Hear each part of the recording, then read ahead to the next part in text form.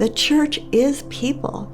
It's so easy to help grow a church when you not only love them, but teach them to love. It sounds so trite, but that's what Jesus' ministry was, just so powerful, because he could look and see somebody that everybody else despised, and he would love them and heal them. He would love them and lift them up. He would love them and rebuke them. Well, my parents were Grady and Evelyn Mangham. He was an ordained minister with the Christian Missionary Alliance, and they were missionaries in Vietnam for over 20 years. It was in 1975 when everything kind of started collapsing in Vietnam, and the end of the war happened, and many refugees began streaming out of Vietnam. And they immediately moved to camps around Vietnam.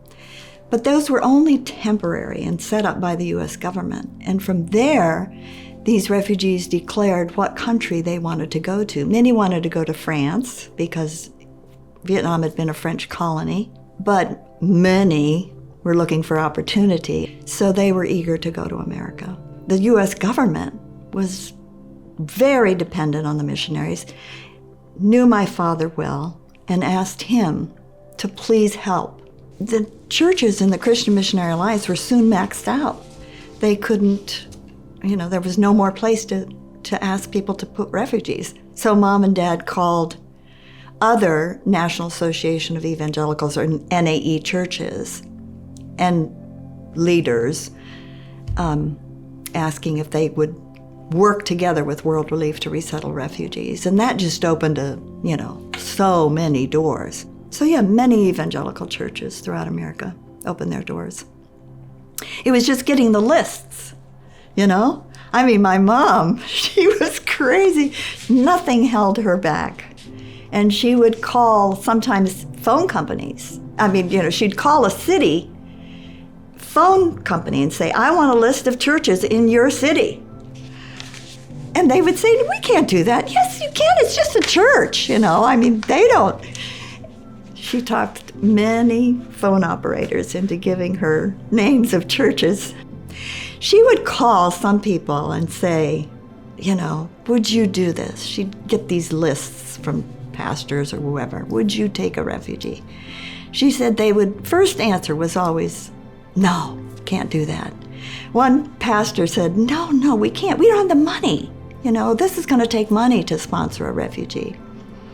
And our money's all allocated. Besides, we've been waiting years for a church parking lot. Mom said, parking lot? I could just hear her. Parking lot? These are people.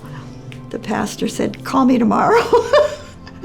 So he had to go back to his board and tell them that, they needed to do this.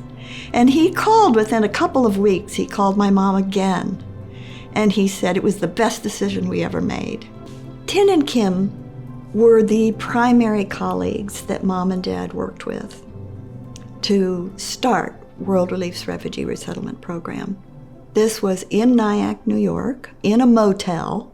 Tin spoke 3 or 4 languages. He was brilliant, and he had a passion for World Relief and for the Vietnamese refugees. They worked in a motel, as I said, and Dad and Tin were in one motel room, and Mom and Kim and other women were in another, and they were calling churches. Mom and her group were calling churches, and Tin and Dad were establishing the Refugee Resettlement Program, managing the whole transfer from the field into America and setting up the whole organization with the U.S. government and other governments that they were cooperating with.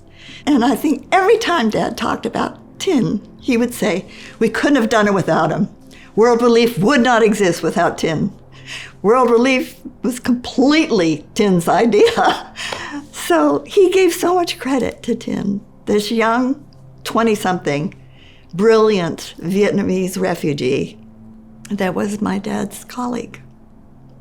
World Relief grew out of hearts of love. It really did. That was true of Tin and Kim. They cared. They loved. They gave their time and talents and everything they had. certainly Mom and Dad, and many, many, many others as well.